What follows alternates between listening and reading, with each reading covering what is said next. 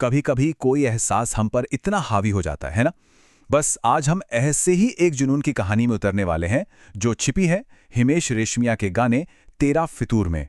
तो चलिए इस दीवानगी के सफर को ना परत दर परत समझते हैं। तो सबसे पहले गाने के दिल तक पहुंचते हैं, यानी ये फितूर शब्द है क्या। देखिए, ये सिर्फ कोई मीठा सा प्यार वाला एहसास नहीं है, नहीं, ये तो एक नशा है, एक जुनून जो किसी की सोच पर कब्जा सा कर लेता है। और यही वो धुन है जिस पर ये पूरा का पूरा गाना नाचता है। और देखिए, गाना शुरू भी ठीक यहीं से होता है। तेरा फितूर जब से चढ़ गया रे। जरा इस शब्द पर गौर कीजिए, चढ़ गया कितना पावरफुल है। मतलब ये कोई धीरे धीरे पनपने वाला प्यार नहीं है, ये तो वो नशा है जो अचानक से सिर पर सवार हो जाता है और बूम, सब कुछ बदल देता है। बस यहीं से इस जुनून की कहानी शुरू हो जाती है। तो सवाल ये है कि ये जुनून, ये फितूर बढ़ता कैसे है। कैसे एक छोटी सी भावना, एक चिंगारी, सब कुछ जला देने वाली आग में बदल जाती है। चलिए देखते हैं। और कमाल की बात देखिए कि गीतकार ने इस बदलाव को कितनी खूबसूरती से पकड़ा है। वो लिखते हैं कि इश्क जो जरा सा था, मतलब एक नन्ही सी चिंगारी, वो अब बढ़ गया है, एक ऐसी आग बन गया है जो अब काबू से बाहर है, बिल्कुल एक अनकंट्रोलेबल फोर्स।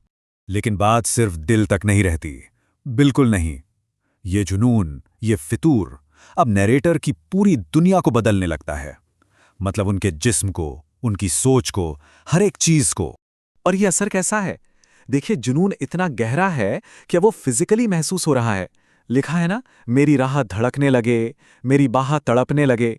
सोचिए जरा, कोई एहसास इतना पावरफुल हो सकता है क्या कि रास्ते धड़कने लगे? ये अब सिर्फ एक सोच नहीं रही, ये एक हकीकत बन गई है जिसे पूरा शरीर फील कर रहा है।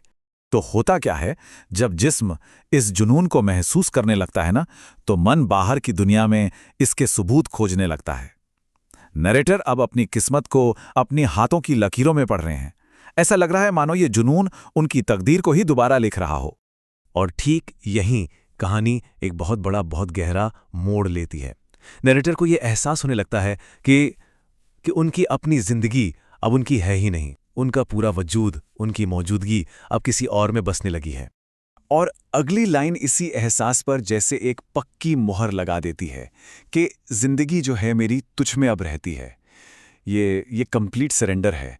सोचिए, ये कहना कि मेरी जिंदगी अब तुझ में है, ये वो पॉइंट है जहां मैं और तुम के बीच की जो लाइन है ना, वो पूरी तरह से मिट जाती है। तो अब इस सफर में आगे क्या होता है? अब बाहर की दुनिया पूरी तरह से धुंधली होने लगती है और सारा का सारा फोकस सिर्फ एक इंसान पर आकर टिक जाता है। और ये सिर्फ दुनिया को भूलना नहीं है, ये एक बहुत बड़ा सोचा समझा फैसला है। नरेटर जानबूझकर, कॉन्शियसली इस एक प्यार के लिए पूरी दुनिया से अलग होने को तैयार हैं। अब इसे हिम्मत कहेंगे या दीवानगी। और अगली लाइन मानो उस फैसले की एक चीख है, एक वादा है, एक ऐलान, एक तुझको ही पाने की खातिर सबसे जुदा मैं हो जाऊं, सबसे जुदा हो जाना। ये लाइन दिखाती है कि इस जुनून के लिए अब कोई भी कीमत चुकाने को तैयार है। तो चलिए एक बार फटाफट से अब तक के सफर को समेटते हैं। हमने 4 स्टेज देखे। पहला, एक छोटी सी चिंगारी। दूसरा, फिर जिस्म और सोच में बदलाव। तीसरा, किस्मत को एक नया मतलब देना। और चौथा स्टेज, खुद को पूरी तरह डुबो देना, यानी टोटल इमर्शन। अब हम आ पहुंचे हैं फितूर की आखिरी मंजिल पर, वो जगह जहां नैरेटर की अपनी पहचान ही धुंधली पड़ने लगती है, मिटने लगती है। याद है वो फैसला सबसे जुदा होने का? ये उसी का नतीजा है। अब दुनिया सिर्फ गैर जरूरी नहीं है, बल्कि ऐसा है कि दुनिया का कोई अस्तित्व ही नहीं बचा है। नैरेटर के लिए अब एक ही सच्चाई है, एक ही पहचान है, और वो है बस वो एक इंसान। और यही यही इस जुनून का, इस फितूर का अंजाम है, अपनी पहचान का पूरी तरह मिट जाना। अब जो सवाल है ना, मैं कौन हूं, उसका जवाब अंदर से नहीं आता, उसका जवाब किसी और की आंखों में मिलता है। और शायद गाने की सबसे पावरफुल लाइन यही है जो इस खुद के मिट जाने की कहानी कहती है, मुझको न मेरी अब खबर हो कोई, तुझसे ही खुद को मैं जानूं। सोचिए, अपनी ही कोई खबर ना होना और खुद की पहचान सिर्फ किसी और से होना। ये दिखाता है कि मैं का जो वजूद था वो तुम में पूरी तरह से घुल मिल गया है, खो गया है।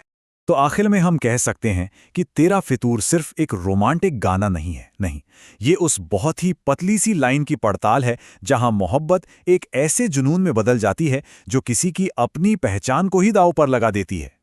तो ये पूरा विश्लेषण हमें एक बहुत बड़े सवाल पर लाके खड़ा कर देता है।